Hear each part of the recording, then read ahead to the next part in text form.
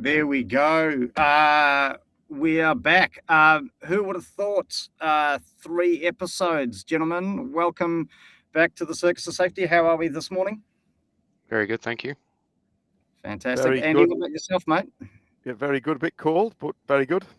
But cool, but very good. Now we just got to. We're not going well here. Des is the only one seeming to be able to kind of hold the team here.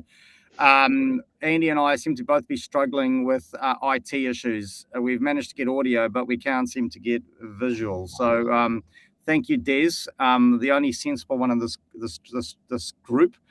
So really appreciate that. Hey guys, how about we just get into it, eh?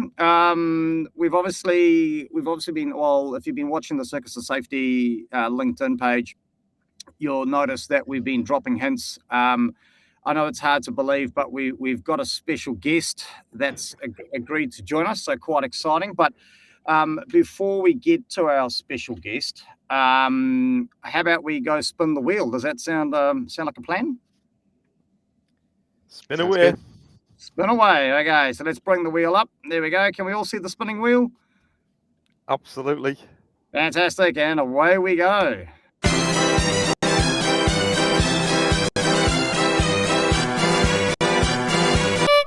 Hey! Hey. Who would have thought? Professional registration. I don't quite know what's gone on here. It may appear that somebody's jimmied the spinning wheel of death. Can't believe that's the case, but it looks like on today's show, Des is dumbfounded that somebody would have compromised the spinning wheel of death. The whole integrity of the show is compromised now, Brenton. Sorry, Des, I forgot. Mate, listen, before we get into it and we compromise not only our the integrity of the show, but the integrity of our professionalism, do you just want to run us through the legal jargon that we've got to run through at the start of each show? A little disclaimer waiver.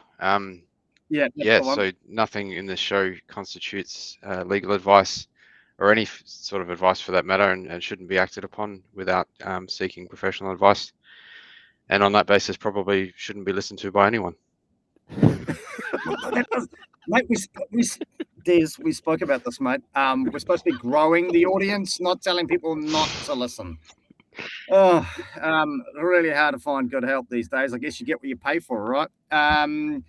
Hey, so we're going to be talking today about professional registration. And if you've been watching the page over the week, we've got a special guest. And before we reveal our special guest, just a bit about this special guest.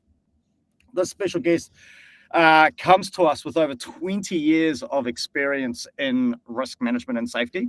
And they're by all means making the world a much safer place. They happen to also be a professional managing director, I believe, of a professional services consultancy in the past, and they've also been reaching out to on not only working locally but working globally, which is pretty exciting. Who would have thought we could have attracted such talent? This individual has also held independent governance roles in very notable organizations such as the Department of Corrections. As a fellow of certain organizations, they have educated students on crucial topics like risk management and health and safety principles. Our mystery expert has also chaired an advisory panel with representatives from top companies and academia. In fact, I don't know if we actually want the special guest on the show because they're making us look like idiots. They've also played significant roles in search and rescue initiatives, advising multiple members of strategic committees, and has also been an inspector for regulators, as well as leading an international consultancy. Wow, with a skill set like that, this show is definitely going to be lifting in professionalism. So without further ado, gentlemen, can we get a drum roll from someone? Okay. There we go from me. And welcome to the show, Helen Sadgrove. How are you, Helen? I am good, thank you. Good morning. Thank you for coming in. I appreciate there was a bit of bribery and corruption that led to this meeting. And where about in the world are you at the moment, I'm Helen? in sunny Dunedin today, and I've got to admit I have not been professional this morning. I've been travelling the last 2 days, and so I've had toothpaste in my makeup bag, and I went to put my eye makeup on this morning, and there was toothpaste on my eye brush, so I smeared my eye with toothpaste. So I am now very Oh. alert and minty fresh. Oh wow! Wow, minty fresh. That's definitely something that we're not normally on the show. So thank you for bringing in a bit of freshness to the show. Greatly appreciate that. Now, I've had toothpaste in my eyes before, Helen, and normally I end up kind of crying. And but you seem to be very composed.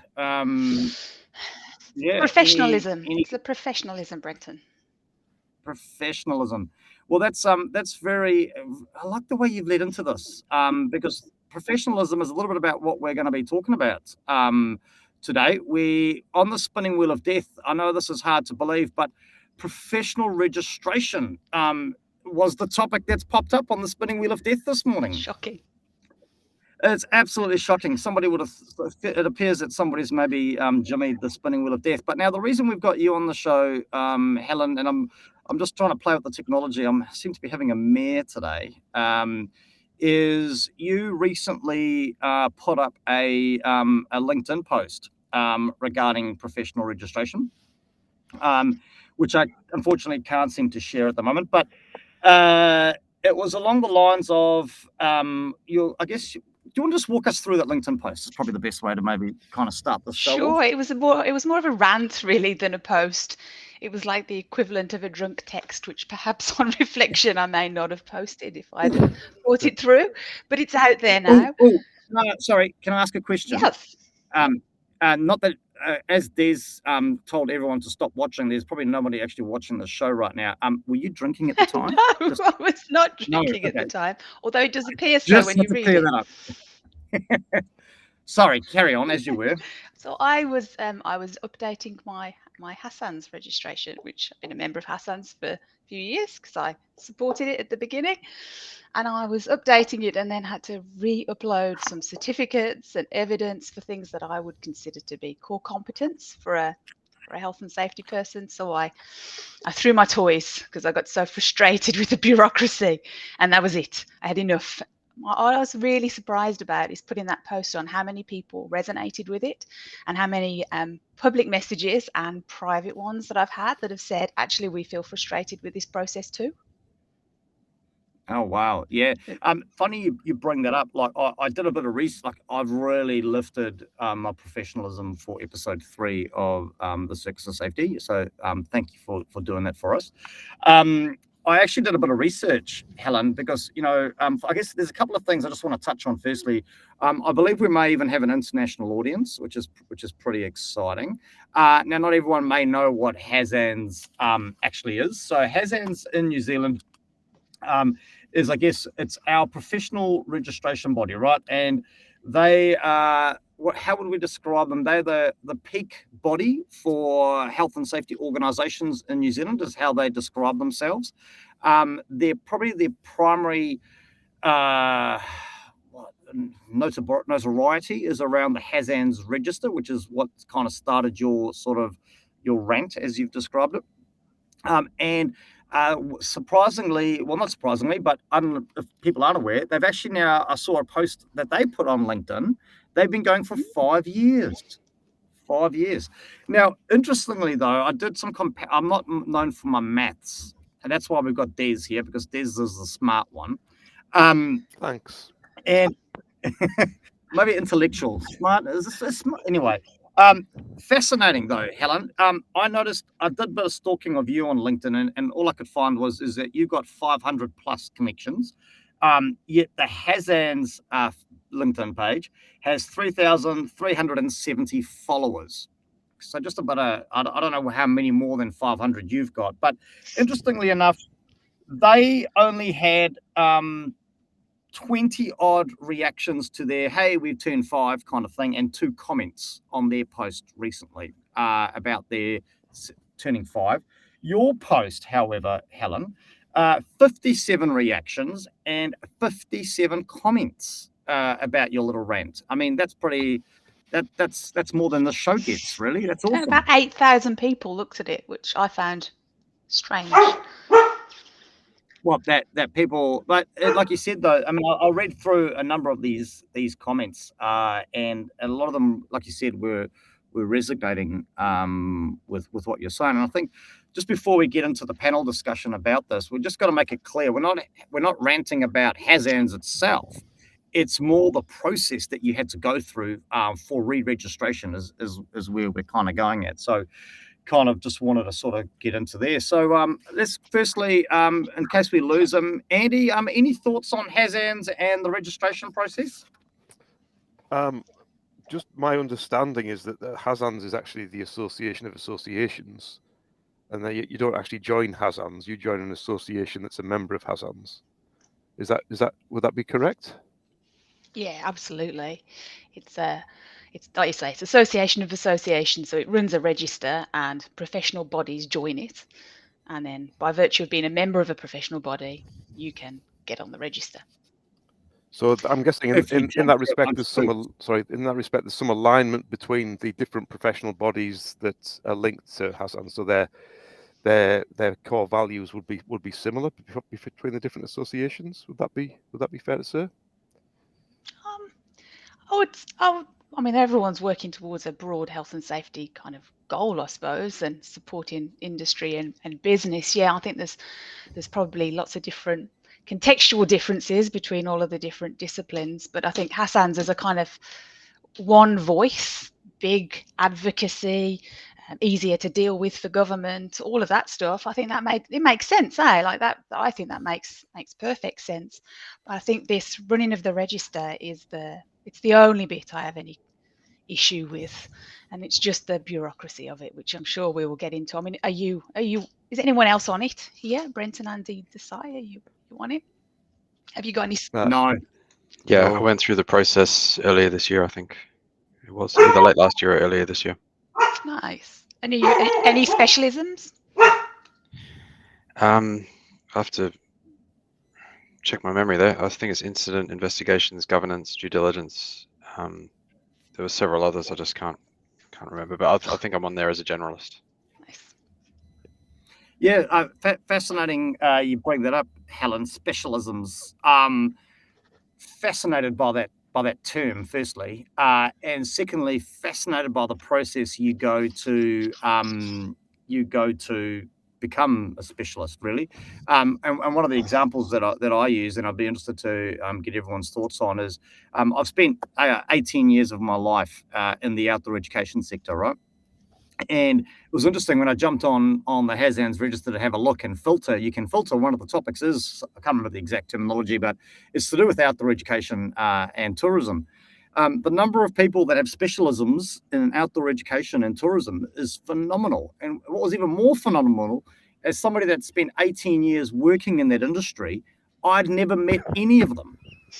So, I mean, what are you going to do to be a specialism? You just got to tick a box? I mean, like I'm sorry, but that just blew my mind. 18 years in an industry, and I had not heard or met of any of the people on the HAZANS register that had that as a specialism.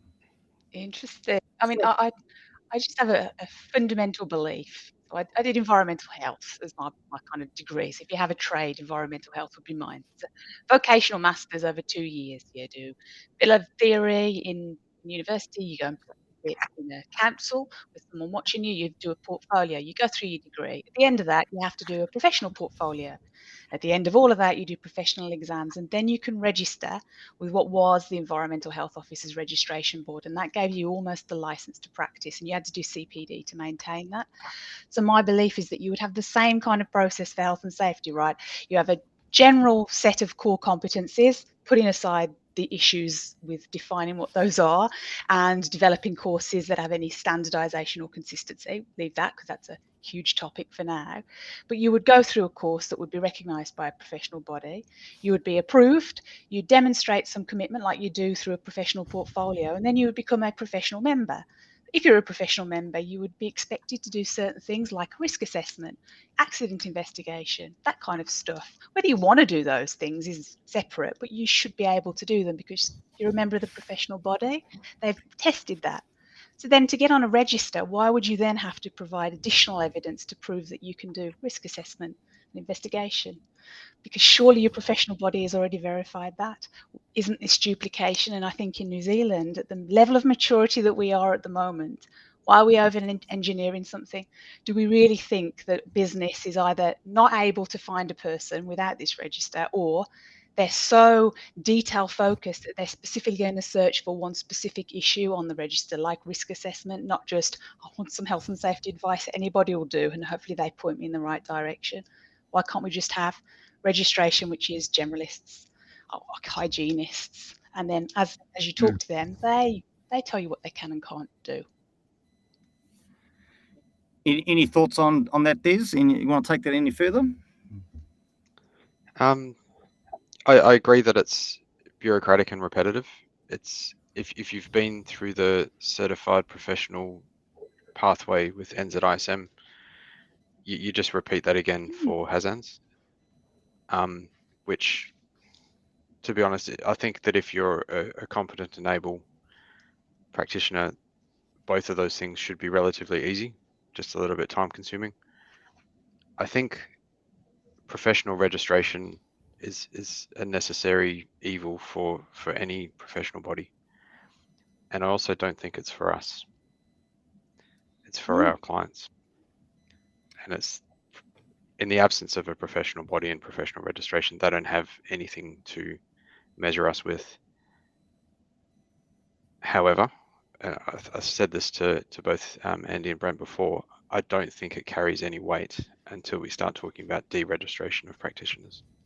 Yep, absolutely. Absolutely. Because that's when it starts to mean something.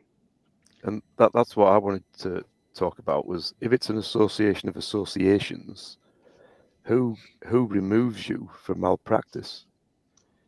Because would that mean that HASANs would have to remove the whole of NZISM? Or is it down to NZISM to revoke the membership of an individual who's on the register? And that's one thing that I've never really understood. And it's a question that's come up a few times with the diploma students that I teach.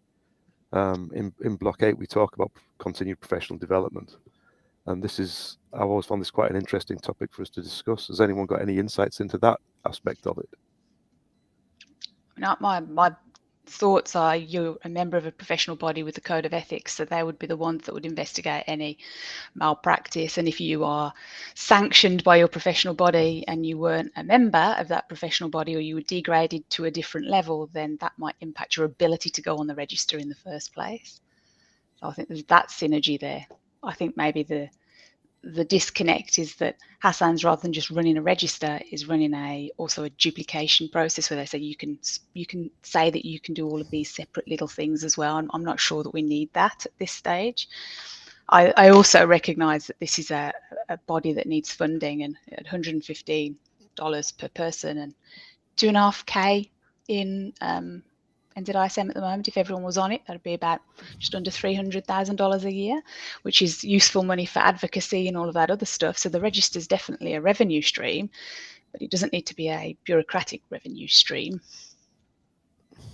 Yeah, so interesting. The thing that jumps out to me though, and Des sort of started touching on it, and I guess Andy's sort of going there as well a little bit, and maybe it's my naivety, but what is the difference between, as Des has mentioned, he's gone through his certified professional accreditation with NZISM, and I'm currently going through that. What is the difference between the two, really? And does that then put NZISM, for example, and HASANs in competition with each other? And in a country this size, where we've only got, I don't know how many professionals in the business in this country, is that what we need right now as a professional body to drive us forward? I don't think they're in competition with each other, because I think they do different things. So I think a professional body is a professional body, and like you said, it's important. Hey, it's important we've got professional standards. the question of whether those standards are set right is separate, but it's important we got them. We've got codes of ethics, it gives confidence to people. That's awesome. All Hassan's is a vehicle to bring a marketplace to business for all of those professional bodies. So it's just a way to showcase to business, these are all the people you could have come and help you or support you. So rather than going to each professional body, a business can go to this one portal and find all of the professionals that are on this register. So they're separate things. So Hassan's definitely doesn't have the same professional body standing as NZISM would, or the OC Health nurses and stuff, I don't think. How about yourself, Desai? What do you reckon? I always compare this to my last profession, which was a legal profession in Western Australia, and the way they were set up. They had the Law Society, which was the equivalent of NZISM, and they had the Legal Practice Board, which was not quite the equivalent of Hassan's, but basically you would expect it to be a member of the Law Society. You didn't have to be, but that's where you got your CPD from. And the Legal Practice Board would determine if you've met your ongoing obligations as a professional, and they would also deregister you. So they were two different functions. Nice. I think that's probably similar, eh? Yeah. I've got another question, which I just want to kind of throw out there. And I don't know, maybe Andy can jump on this to start the ball rolling. Because I guess part of the registration process, right, with either if we're going down the road of the Hassan's register and you've got to provide evidence of, I guess, competence, would that be a fair term? My question is, does providing evidence of competence twice make you twice as competent? Andy, any thoughts on that? It possibly makes you twice as competent at providing evidence about your competency. But I'm not sure that it would. No, it doesn't. And I think this whole thing seems to be unnecessary complexity in this process. And again, for me, it goes back to which part of this is responsible for what. Because if we go back to how you get deregistered, if you've got to provide all this evidence to a body that you've already provided it to a body that's a member of the body that you're applying to be a member of the body of, if that makes sense, probably not. Then where does it? So you've met all your obligations to be on the Hassan's register, but yeah, say for whatever reason you've let something lapse with NZISM. I mean, where do you sit in that circumstance? Who's in charge? Who wears the big boy pants? And let's be honest, it's NZISM who assess any evidence that you give to get on the Hassan's register. Absolutely. So it to me it just seems it's your rant, for want of a better expression, was entirely correct, and you raised some very valid points, and I think that's been approved by many people by the sheer number of comments you've got relating to that. I think it's very interesting. But isn't it a little bit ironic that part of our job is to encourage organisations to reduce bureaucracy and focus on what matters? Yet we've got two bodies here that seem to be not doing what we're trying to do. Do you think that part of the reason that there's this additional, if you want to say that you're a specialist in risk management or in investigation, rather than that being seen as a core competence, do you think that that's relating to the complexity with the different courses that are available and the fact that there's not really any standardization about what's taught and what's core? Absolutely. There's no agreement, and this is something that I rant and rave about regularly, is we haven't really got some clear definitions about what our subject is. And quite often we'll talk about safety, but no one can actually agree with what safety actually is and what it isn't. And until, as a professional body or group of people, we've got some very fundamental definitions of what we're actually trying to achieve, then everything's going to be very, very messy. And that's what I find with some of my clients when they engage different organizations to provide them with training and advice, is that it's often possibly not contradictory, but it doesn't support each other. So they'll put the supervisors on a supervisor course and the managers on a managing safety course, but they're both getting different messages. And that doesn't work in the organizational context. But you know this, Helen. Yeah. We spoke about this years ago. but then again, sticking with I guess organisations for organisations, as you might know, I'm involved with InchPo, and again, very similar circumstance, right? This is an organisation, an international organisation that's bringing together, I guess, regional or local organisations from around the world.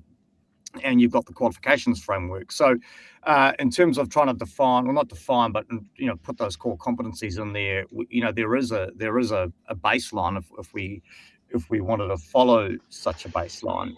So it's just, again, interesting. I guess everyone seems, we just got to make sure that we're not all trying to be in competition, with each other. And I think that's my worry, and that's where I see HAZANS and NZISM, for example, and the simplicity of it all. Is potentially almost, because again, you go to NZISM, and there's a register of all the professionals, right? I mean, maybe that register could be tidied up around what does a certified professional mean versus a professional versus or whatever. You've got like I said, because our country is so small, the same people that are assessing you for your NZISM certification are the same people that are assessing you for your HAZANS. I mean, it just seems bonkers. And I just wish you could see my face. Could you also make a case that the people that are doing your assessments are actually in competition with you? Well, you could argue that, right? Because if you get on that register, and supposedly, because if you quote the register. Yeah, well, I mean, one of the reasons that Helen said that she was on the register. Oh, sorry. One of the reasons Helen mentioned she was on the register was because she could do Safe Plus assessments. So, yep. Yeah, and I believe that's quite lucrative. So, so you end up with a whole heap of people that are on this register that are actually competing against each other. And some of those people on the register are probably the people that are going to be doing the assessment themselves. So you end up assessing your competitors to get on the register. Andy, Des has a question for you, mate. Oh, no. Isn't that going to be the case with any sort of professional registration? I don't know. I think so. When we've got a voluntary body doing it, for sure, because people donate their time, which is awesome, but at the same time, they're not paid to do it, and it's not a separate function, like a paramedics getting registered, and there's a board, and well, there is legislation for those, but you know what I mean. It's very separate, like lawyers and stuff. Yeah, it's not as set up. We're getting better, but we're not there yet. No, fantastic. Hey, listen, Helen, I'm just going to come back to you on this because that intro that I painstakingly researched and came up with prior to the show. You not only are you obviously got a vast amount of experience and work experience, practical experience in New Zealand, but you've also got that globally and internationally, which is really exciting. And not only are you a member of and on the HAZANS register, you're a member of NZISM, and you're a member of IOSH. So I guess just really interested to understand your thoughts on how is what we're doing here in little old Aotearoa different to say what's happening abroad in say the UK. Be interesting to get your thoughts on that. Sure. I mean, in terms of professional bodies, both the same, different scales, and there's an alignment between the two. So I think you can even kind of cross credit. You become a chartered member of IOSH, you can become a certified member of NZISM. They're sort of cross-credited. IOSH has just been around a lot longer, and it's a lot bigger. It's got, head office in Leicester. It's got 70-odd staff, I think, was the last time I realised they got that. They've got this whole new process that they've just launched that not everybody likes, called the blueprint. So you go through this really long questionnaire about different skills that you have to do, and you do this every year, and it's leadership, budget management, functional management, and some technical stuff.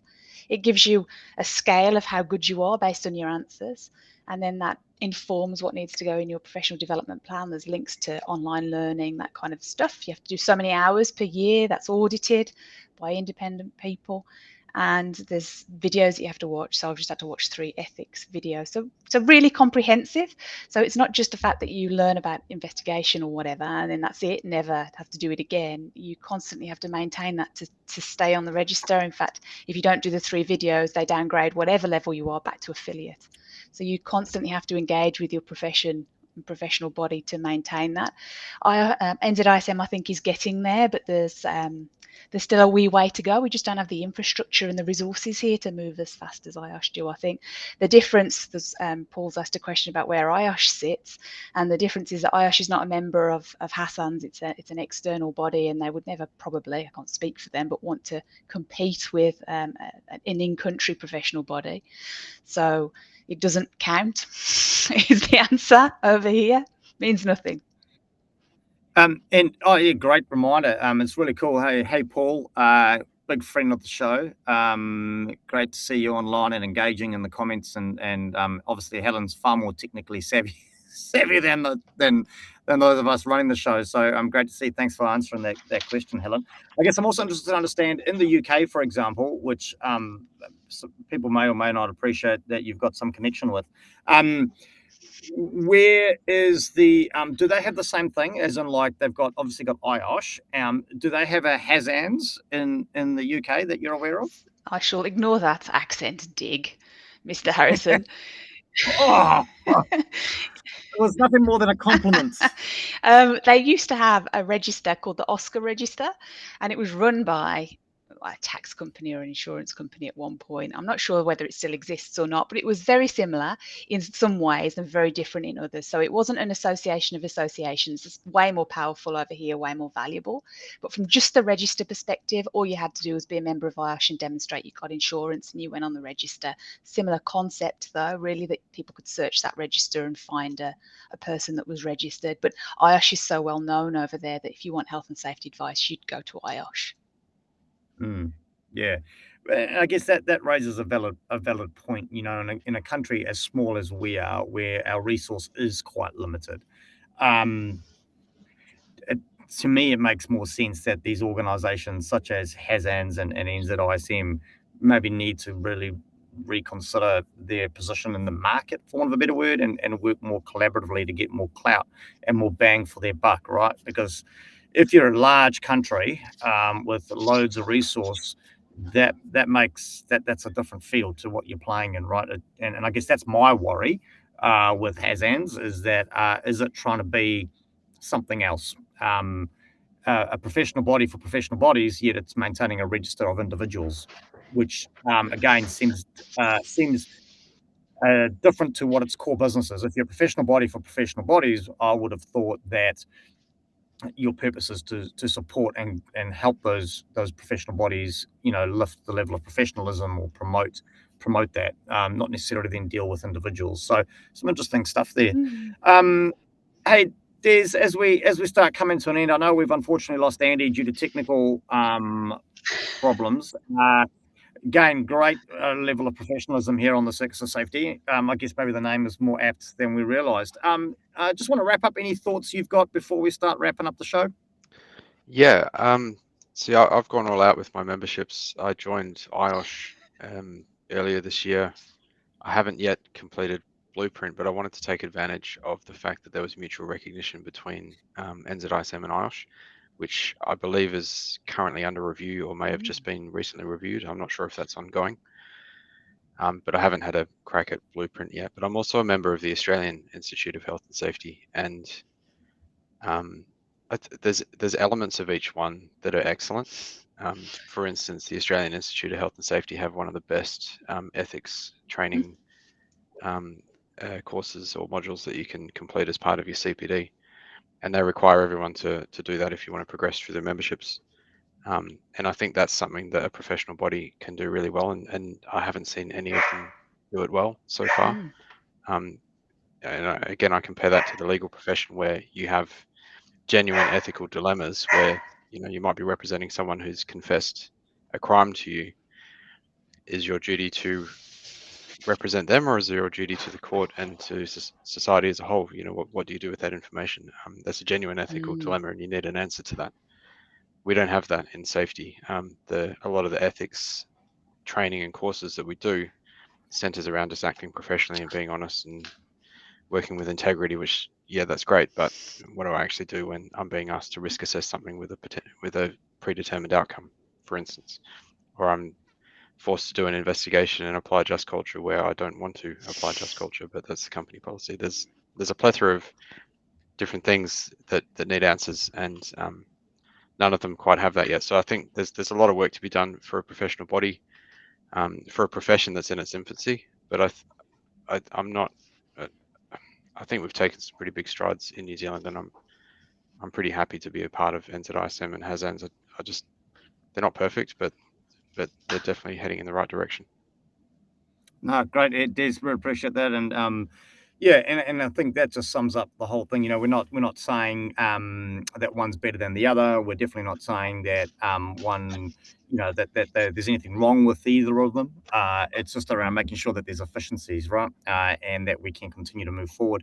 Any further thoughts, Helen, to wrap up your segment? I mean, firstly, thank you for coming along. How did you find the experience? And yeah, any kind of final thoughts on this whole Hasans registration process? Thanks for having me. It's been fun.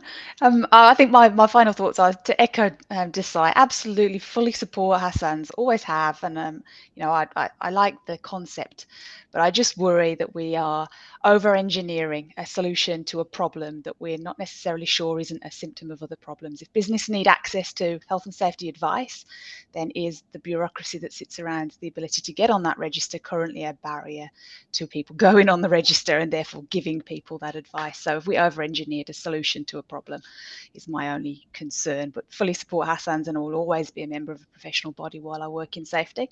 Until I set up a bakery in some far-flung country, I will maintain that professional standard. So thanks for having me on. It's been nice to see Desai and to hear from you, Brenton.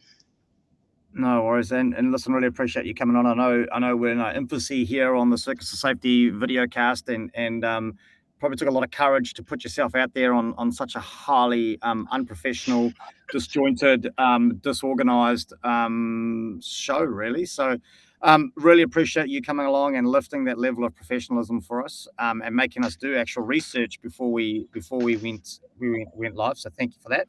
And for me to wrap up, I mean, I will be posting my reflections next week on the call once I've had time to reflect and digest, and that's going to be on my our little Patreon account that we've got running. If you want to support the show.